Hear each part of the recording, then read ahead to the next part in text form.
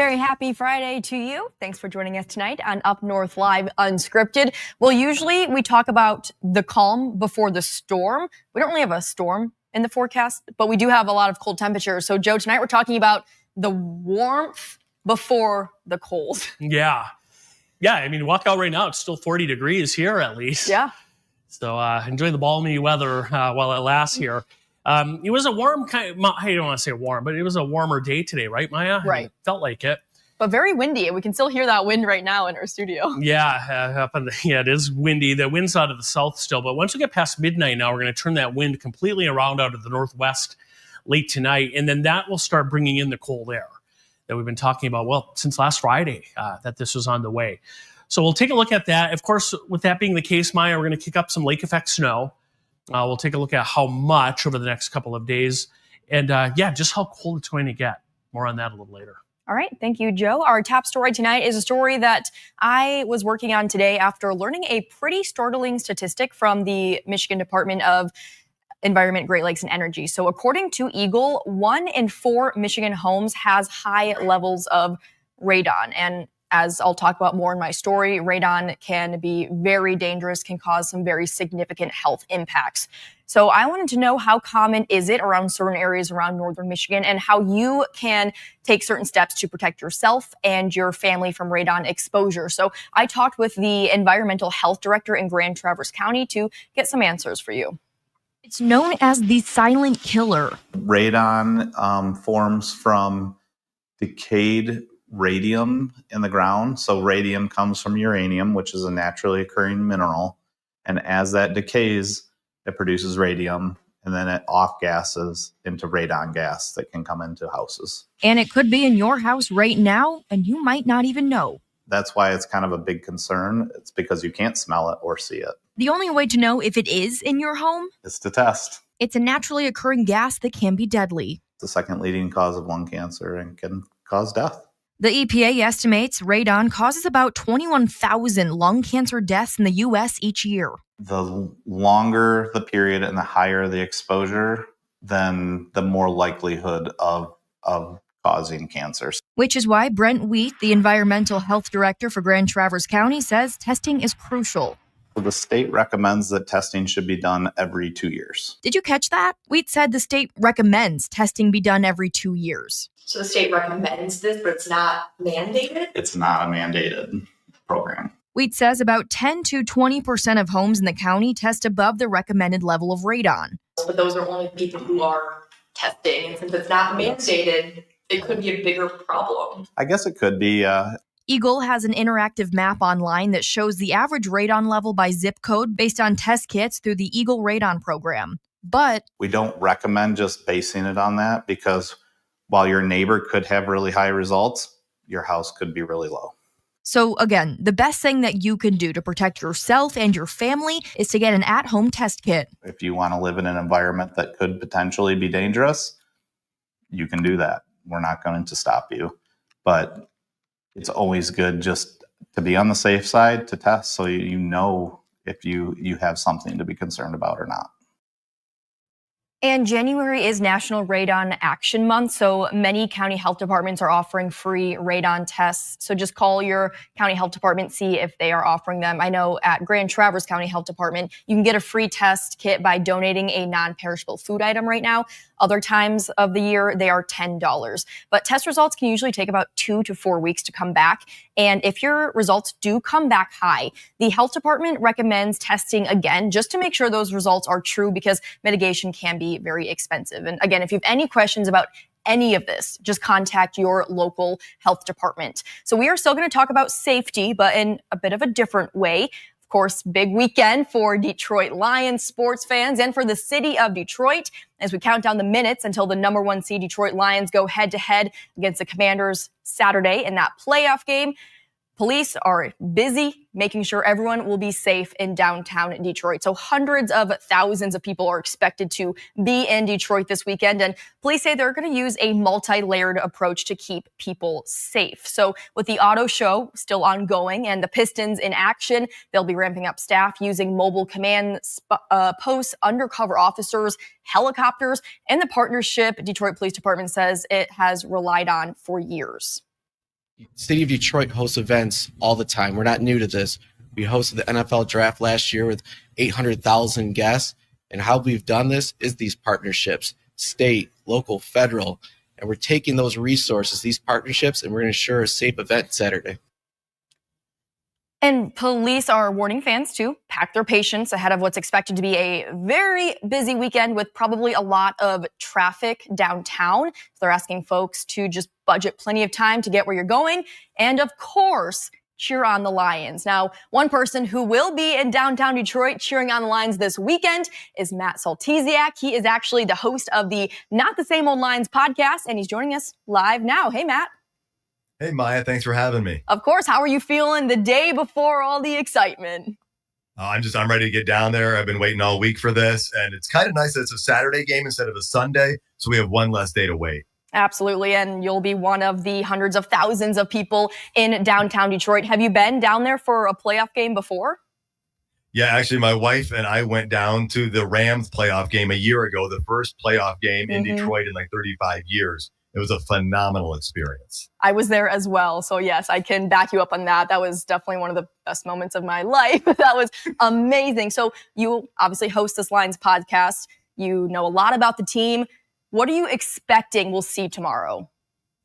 Oh, man, there's so many possibilities. I mean, the Lions are the number one seed, so they got the bye. You know how good of a team they are. And they're like one of the biggest favorites this weekend. But you can't discount the quarterback that Washington has in Jaden Daniels. He's going to win Offensive Rookie of the Year. He is an electric rookie quarterback. So you can't take any opponent lightly, especially Washington, who's won, I think, the last 5 games on like the final drive of the game. So what is key to stopping Jaden Daniels?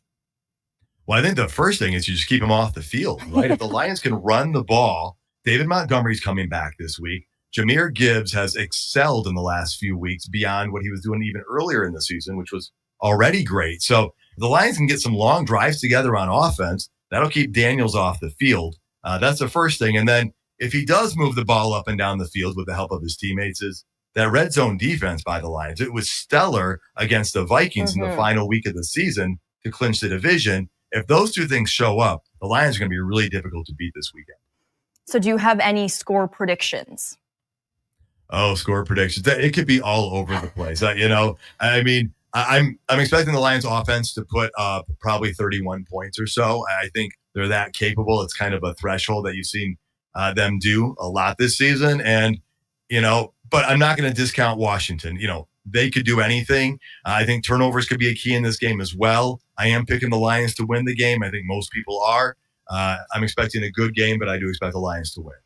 It's funny you say 31 because that was also my score prediction. I guessed 31-20. Now, my first thought was, oh my gosh, the Lions are going to put up 50 on this Commanders defense. But I was talking with my co-anchor Mark the other day, and he said, well, they're probably going to want to run the clock out, like you said, keep Jaden Daniels off the field as much as possible. They're going to want to run the ball a lot. So they're probably not going to be scoring 50 points when they're just trying to run the clock out as much as they can and have really slow drives. So I was like, okay, let's go from 50 to they can definitely still put up 31. Well, the other thing that's going to be interesting is everybody knows how much the Lions go for it on fourth down, but the Commanders are the same way. The Commanders are actually the most successful team in fourth down conversions this year. The Commanders did not punt in that game against Tampa. I mean, there's a chance that these two teams just go for it on fourth down on every drive, and you don't even see a punt. And that could change things too. So definitely should be a very strong offensive battle tomorrow. Yes, I expect that a lot. And I'm still hoping that the Lions, with the return of Alex Anzalone and company on defense, we see a little bit more of what we saw against Minnesota there, where the defense is a little bit more dominating than it was a few weeks prior to that. It was amazing to see how well the defense played with Anzalone back. And obviously he plays a critical role for the linebackers, but he's also a captain. I think just his presence really motivated that entire defense. Yeah, I mean, with his presence, it helps everybody align things better because Jack Campbell's really good, but he's not used to having that role where he has to line everybody up. And you saw Alex Anzalone able to cover the tight end. I mean, TJ Hawkinson was, really contained, if not shut down during that game. The big element, of course, is Jaden Daniels isn't just a great passing quarterback. He has that ability to run. We saw what happened when Josh Allen came in here last time and what happened with him burning a lot of holes in the Lions defense. But again, there's a few guys that are back, and I think the Lions are going to have a different game plan against Jaden Daniels than maybe they had against Buffalo earlier this season. Okay, so let's say that the Lions do pull it off and they beat the Commanders. Knock on wood right now. Would you rather see them go up against the Eagles or the Rams next? Well, here's what I want. I don't care, first of all. I'm going to say that. I don't care. And I also think it's be careful who you ask for, because if you get the opponent you want, you don't win the game. That's a bummer. Yeah. But my biggest fear, honestly, was that Tampa was going to win in the first round, and Tampa was going to go to Philadelphia. And I thought Philly could handle Tampa quite easily. And I wanted Philly to have to play a tougher opponent in that second round before us. And that's who they get out of the Rams. And so I heard it's going to be about 20 degrees there and snowy maybe. So Matthew Stafford has played in that weather before in Philadelphia, but the rest of the team has not. So I just want to win this game, and I'll be happy whoever we play next week if that happens, because they got to come to Ford Field. And that place, as you know from last year's playoffs, can be a big electric home field advantage. I know I've never been in a room that loud before. That was insane. Yeah, you talked about being one of your greatest moments. I've been to a few different sporting events, and I said to my wife, this is only a wild card game, but this is the greatest football game I've ever been to. It was that electric last year. And we're in the playoffs again. I'm expecting a very loud crowd this weekend as well. Right. And I mean, going back to last year, the fact that it was against Matthew Stafford, that was just picture perfect. Now this year, I wouldn't mind not seeing Matthew Stafford again, personally. I actually wasn't thrilled that the NFL had us playing the Rams the first game to open the season. I went down there for that Sunday night football game. Yep. and I'm like, all right, I know we got to play them again, but can we let the storylines go a little bit and not have it be so high stakes? Now, you're right, though. Last year, it was like the Lions, in order to get their first playoff game victory in 35 years, they've got to beat the quarterback who just left a couple years ago.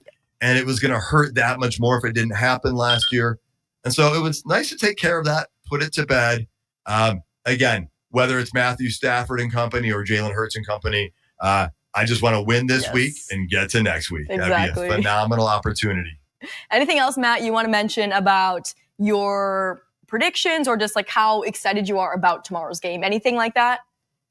No, I just say, the Lions fans have been waiting a long time for this. This is a nice potential step forward from last year where we did have to travel on the road. If the Lions win this game, they get to host the NFC Championship game versus traveling halfway across the country over to the West Coast. So go Lions. Really quick, when was the last time that the Lions have hosted an NFC Championship game? Do you know? Well, they have not in the Super Bowl era. Oh, because it would have been NFC or the NFC Central Division. Well, no, even before that, before the Super Bowl era existed, was the last time they went to a championship. They've been to the NFC Championship game last year and then back in 91 against Washington after they beat Dallas. But that was a road game when they played Washington. Wow. So a historic game tomorrow as well. Yeah, yep. And that Washington franchise, they have done a 180 in the last 2 years. They've got a new owner, a new coach, a new quarterback. That fan base is just as excited as the Lion fan base got about 2 years ago. So they've got a lot of momentum coming in.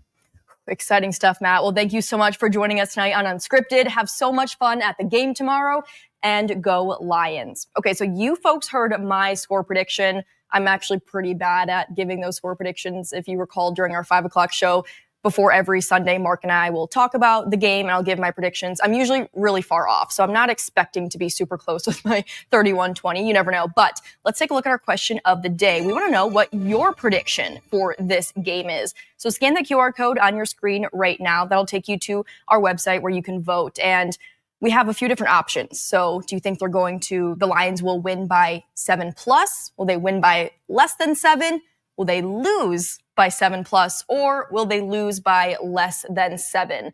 I actually haven't seen the results yet, so I'm going to vote right now. I think they're going to win by 7+, and 79% of voters agree with me. So we will continue to keep an eye on those live results towards the end of the show. We'll also look at some comments that we have on that. But let's take a quick commercial break for now, and we'll be back in just a few minutes with Chief Meteorologist Joe Charlevoix. He'll have much more on our weekend forecast and the cold weather approaching. Stay with us. I'm Jada Johnson from Big Boys TV, and the Fish and Game Report is sponsored by Johnson's Propane.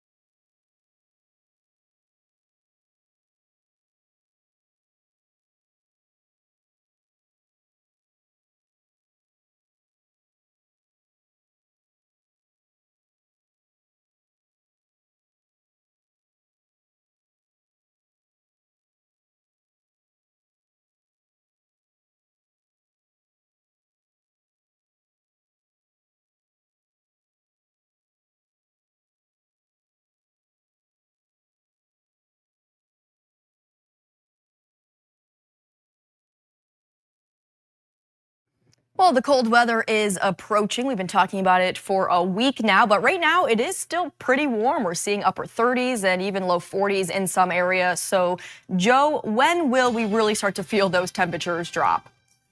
Well, we're not gonna be in the 40s much longer. It'll be later tonight.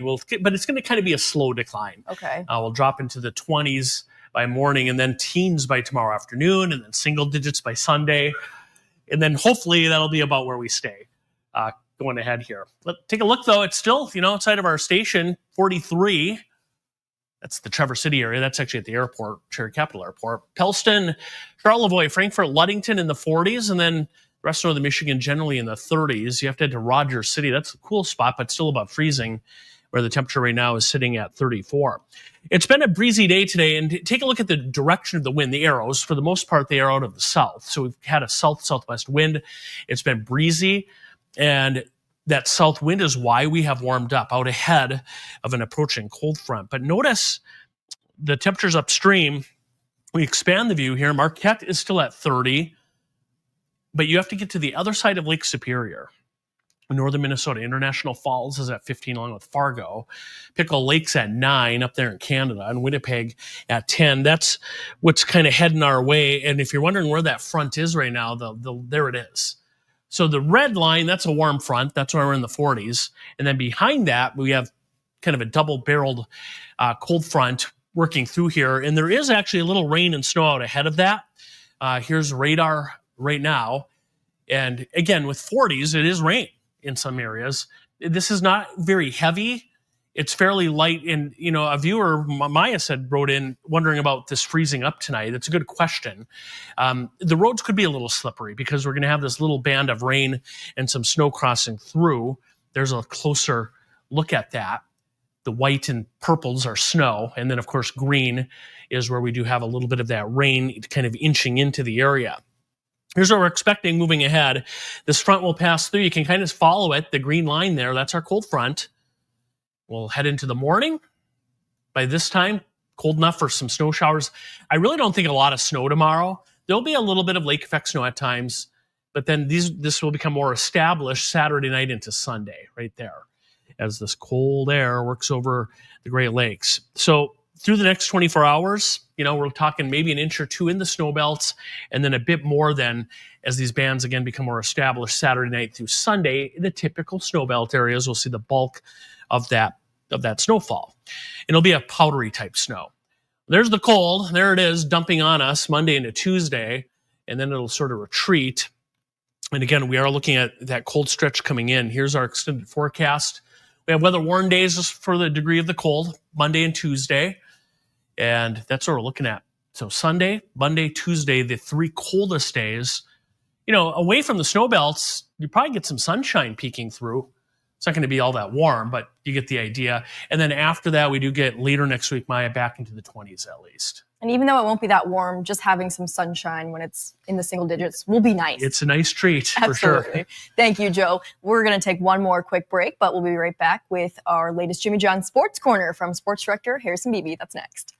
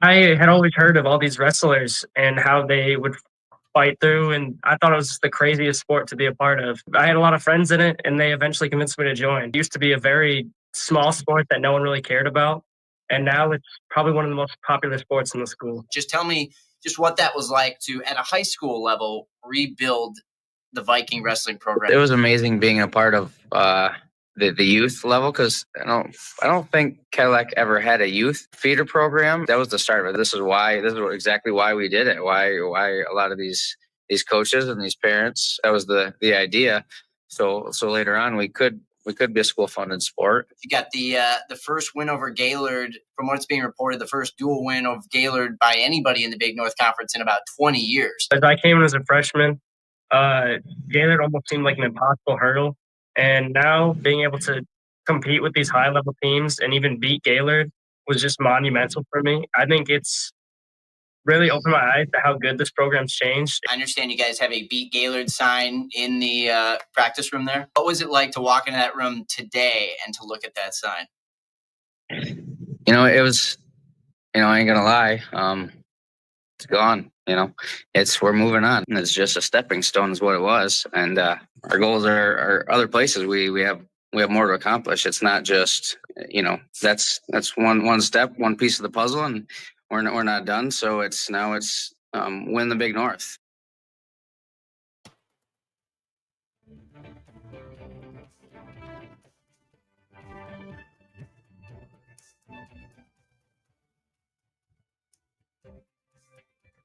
Salon services are furnished by Epiphany Advanced Academy in East Acme.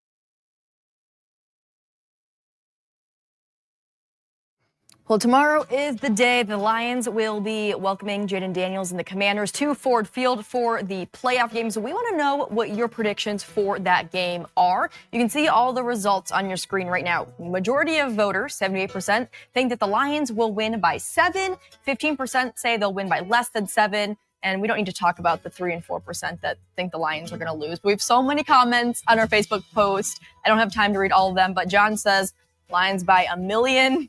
Keenan says Lions 274, Washington -9. A lot of other score predictions. Let's see. Dave says Lions 35-28. I'm seeing 31-16, 38-24. So go ahead and go to our Facebook page to leave your score prediction. So if you're right, you'll have proof of it. But thanks so much for joining us tonight. That'll do it for Up North Live Unscripted on this Friday evening. Have a great weekend. Stay warm out there and go Lions. Thank you.